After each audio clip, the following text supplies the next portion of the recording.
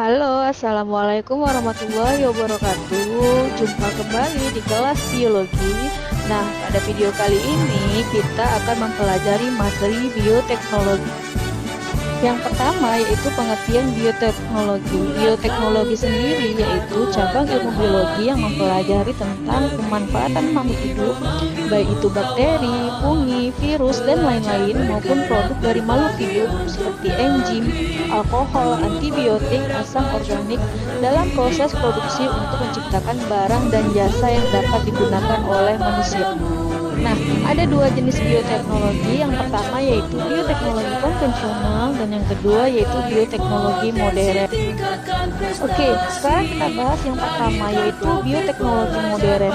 Nah, apa itu bioteknologi modern? Bioteknologi modern adalah aplikasi yang melibatkan rekayasa genetika maupun teknologi yang lebih canggih untuk menghasilkan produk yang diinginkan. Adapun ciri-ciri bioteknologi modern yang pertama yaitu dapat memanfaatkan makhluk hidup secara tidak langsung dan hanya bagian tertentu saja. Yang kedua, biaya yang dibutuhkan untuk produksi relatif lebih mahal. Yang ketiga, melibatkan prinsip rekayasa genetika, teknologi reproduksi, dan teknologi canggih lainnya. Yang keempat, memerlukan keahlian khusus dan dilakukan oleh profesional. Dan yang terakhir yaitu diproduksi dalam jumlah yang besar, lalu terstandarisasi.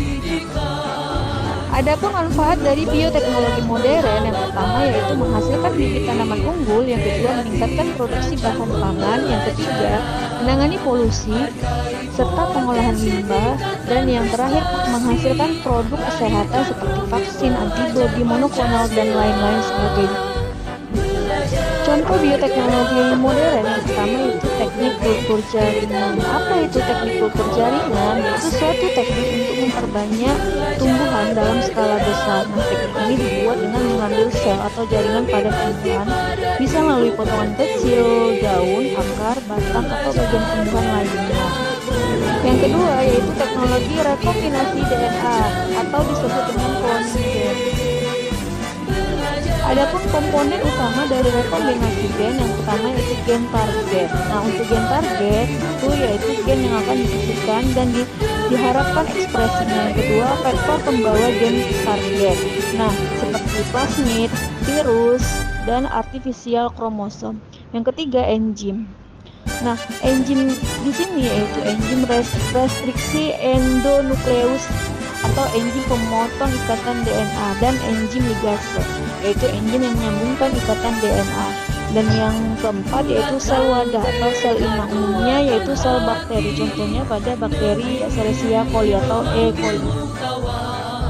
Contoh yang ketiga yaitu PCR atau polymerase chain reaction. Nah, PCR ini digunakan untuk perbanyakan atau amplifikasi DNA secara in vitro atau di luar sel hidup.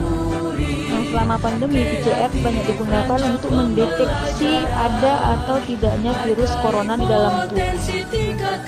Adapun tujuan dari replikasi DNA melalui PCR, yang pertama rekayasa genetika pada bioteknologi modern, yang kedua mendiagnosis infeksi akibat patogen atau virus tertentu, yang ketiga mendeteksi mutasi gen, yang keempat keperluan bidang forensik, dan yang terakhir yaitu DNA sequencing atau pengurutan DNA.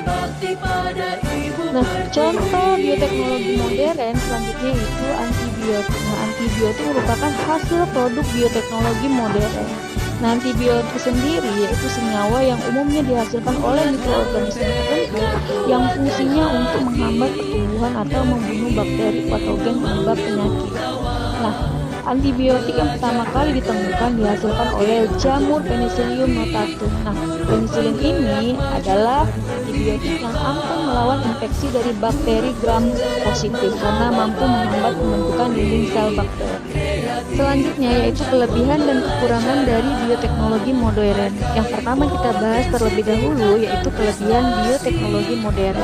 Adapun kelebihan dari bioteknologi modern yang pertama, perbaikan sifat genetik dilakukan secara berarah. Yang kedua, dapat mengatasi kendala ketidaksesuaian genetik. Yang ketiga, bisa menghasilkan organisme dengan sifat baru yang tidak ada pada sifat alaminya. Yang keempat, dapat meningkatkan kualitas produk. Adapun kekurangannya yaitu biaya produksinya relatif lebih mahal, memerlukan teknologi canggih, harus memperhatikan pengaruh jangka panjang yang mungkin ditimbulkan. Oke, sekarang kita bahas yang kedua yaitu bioteknologi konvensional. Nah, berdasarkan namanya, bioteknologi konvensional adalah sesuatu yang lazim, tradisional, atau mengikuti yang sudah ada. Nah, bioteknologi konvensional tersendiri yaitu memanfaatkan mikroorganisme secara utuh dan tidak bisa diproduksi dalam jumlah yang sangat besar. Adapun ciri-ciri bioteknologi konvensional, yang pertama menggunakan alat tradisional atau alat yang lebih sederhana. Yang kedua, menggunakan cara yang sederhana. Yang ketiga, tidak memerlukan keahlian khusus. Yang keempat, menggunakan prinsip fermentasi. Yang kelima, proses biokimia dan genetik terjadi secara alami. Yang keenam, kondisi lingkungan dimanipulasi. Dan yang terakhir, skala produksi umumnya lebih kecil. Oke, kita bahas satu persatu ya dari contoh bioteknologi konvensional. Yang pertama itu ada tempe. Nah, tempe ini memanfaatkan jamur Jophis sp. Kemudian ada kecap. Nah, untuk pembuatan kecap sendiri itu memanfaatkan jamur atau mikroorganisme berupa Aspergillus wendti atau Aspergillus oryzae. Yang ketiga ada roti. Nah, roti ini dibuat melalui proses fermentasi dengan memanfaatkan bakteri Saccharomyces cerevisiae. Kemudian tape. Nah, tape ini populer di masyarakat, dibuat dengan bisa dengan pulut atau dengan singkong. Diproses dengan fermentasi dengan bantuan mikroorganisme Saccharomyces cerevisiae. Dan yang selanjutnya itu ada acar atau sayuran fermentasi. Nah, biasanya menggunakan mikroorganisme yaitu Lactobacillus plantarum atau Streptococcus atau Pediococcus. Selanjutnya ada mentega.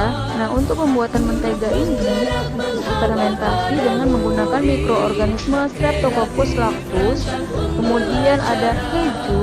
Nah, keju ini juga dibuat dengan fermentasi menggunakan bakteri Penicillium camemberti atau mikroorganisme lainnya. Dan yang terakhir yaitu nata de coco, yang bahan utamanya adalah kelapa, air kelapa. Nah, dibuat dari air kelapa yang difermentasikan dengan menggunakan bakteri Acetobacter pseudomonas.